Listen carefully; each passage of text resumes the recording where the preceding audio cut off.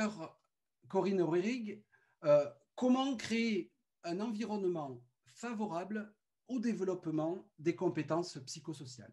À vous la parole. Eh bien, bonjour à tous et toutes. Pour illustrer mon propos et le lieu d'où je vous parle, je vais vous parler quelques instants du programme de soutien aux familles et à la parentalité dont je suis responsable en France. Donc, c'est un programme qui est d'origine américaine, qui a été créé aux États-Unis par le docteur Carol Kempfer et qui est particulièrement réputé dans le monde pour son efficacité dans la réduction des conduites à risque.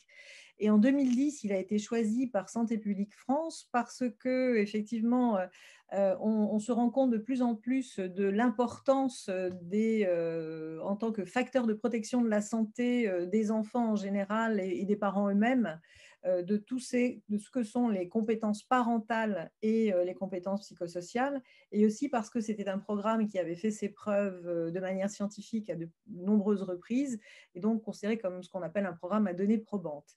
Donc, entre 2011 et 2019, il a été adapté dans sa version pour les familles avec des enfants de 6 à 11 ans, au sein donc de l'association dont je fais partie. Et sa version française a été validée par Santé publique France au travers d'une évaluation nationale d'efficacité qui a eu lieu sur 19 sites en France. C'est un programme donc psycho-éducatif de renforcement des compétences familiales. Effectivement, l'une des spécificités de ce programme et qui fait certainement une de ses forces, c'est qu'il s'adresse aux familles, parents et enfants, donc pour des familles avec des enfants de 6 à 11 ans dans cette version-là. Il se décompose en ateliers structurés qui font chacun 2 heures. Et l'objectif est de développer les compétences parentales d'un côté, je dirais, et de l'autre, les compétences psychosociales des enfants. Voilà comment ça se passe. On accueille effectivement de manière sympathique par un goûter les familles. Et puis pendant la première heure de ce programme, de manière simultanée, les parents vont avec 2 animateurs dans un groupe dont le programme est la valorisation et le renforcement des compétences parentales, et les enfants vont avec 2 autres animateurs dans un atelier dont l'objectif est le développement des compétences psychosociales. Et ensuite, on a 1 heure commune entre les parents et les enfants où on va soit refaire des expérimentations sur les objectifs de l'atelier précédent, soit travailler beaucoup sur le lien entre les parents et les enfants. Je ne vais pas revenir sur les différentes compétences psychosociales qui ont été largement évoquées précédemment. Quoi qu'il en soit, dans ce programme, les compétences sont vraiment travaillées de manière parallèle dans les deux, auprès des parents comme auprès des enfants. C'est-à-dire que quand on va travailler sur l'identification et la gestion du stress et des émotions, on va avoir une séquence adaptée, bien entendu, aux adultes, et puis une autre séquence qui va être adaptée aux enfants. Vous voyez qu'on a très rapidement une amélioration des relations familiales, et puis à plus long terme, une amélioration du bien-être émotionnel, une diminution des consommations de substances psychoactives, et puis une diminution des problèmes comportementaux et psychiques, des troubles des conduites, l'anxiété et la dépression, une amélioration de la santé mentale chez les parents comme chez les enfants. Ce dont je voulais vous parler surtout, c'est le mix, le mélange qu'il faut faire entre les théories sous-jacentes au développement de ces compétences psychosociales et la pratique qui va être celle, effectivement, des professionnels qui vont être à côté des différents publics dont on a parlé déjà pour développer ces compétences psychosociales. Alors, Didier Jourdan a insisté sur le fait qu'on était concentré sur l'individu. Et il y a une manière aussi d'être concentré, c'est aussi de créer un climat qui va être favorable au développement des compétences psychosociales. Un climat, un bruit de fond, un décor, selon vos représentations visuelles, auditives ou kinesthésiques. En tout cas, ça va mettre en condition ce bruit de fond pour développer les compétences psychosociales. Alors d'abord, le modèle écosystémique est important dans ces théories, c'est-à-dire qu'on va effectivement prendre conscience des influences de son environnement, parce qu'on en est tous l'objet, et puis ça permet, quand on prend conscience du fait qu'on est qu'on subit l'influence de son environnement, ça va nous permettre de peut-être se déculpabiliser et puis de prendre du recul par rapport à certaines de ses habitudes et peut-être se dire, je vais pouvoir changer quelque chose parce que je ne suis pas complètement responsable, je suis sous l'influence d'eux et donc je vais pouvoir faire différemment.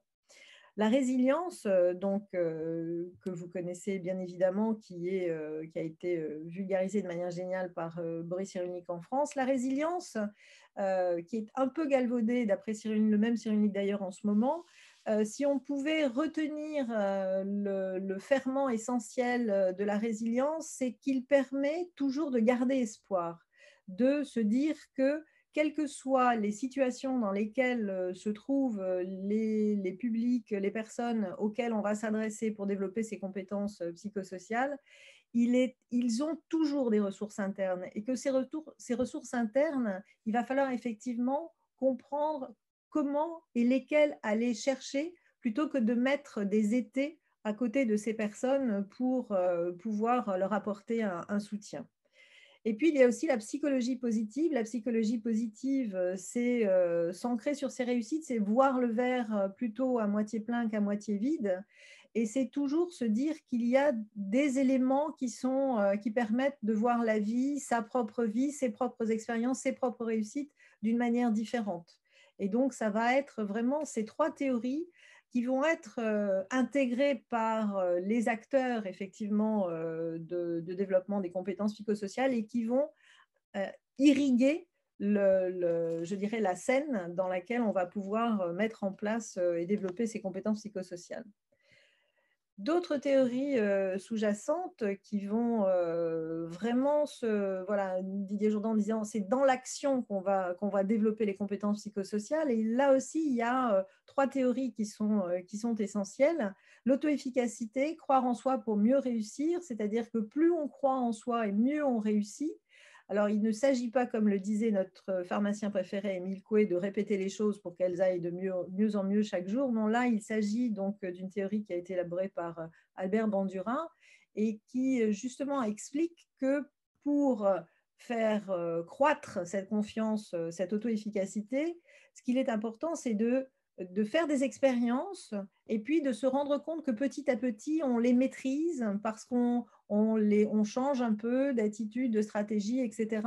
Et puis, on a aussi le renforcement positif, c'est-à-dire l'observation d'un observateur extérieur qui va vous dire, mais là, j'ai vu par exemple dans la communication avec tes enfants, j'ai remarqué que tu faisais des demandes qui étaient claires et je crois, il me semble me rendre compte que avec tes enfants, il y a moins de difficultés d'obéissance, qu'ils comprennent beaucoup plus clairement, etc.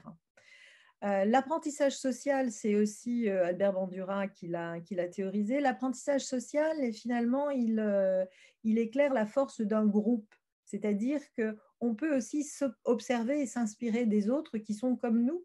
Dans un groupe de parents, si on est soi-même avec d'autres personnes qui sont venues à ce groupe parce qu'elles ont des difficultés à se faire entendre, elles ont des difficultés à gérer les cris, l'ambiance un peu toxiques dans la famille, elles vont pouvoir observer d'autres parents qui mettent en place d'autres stratégies et ces parents leur ressemblant, ça va finalement les aider à s'envisager en capacité de faire la même chose.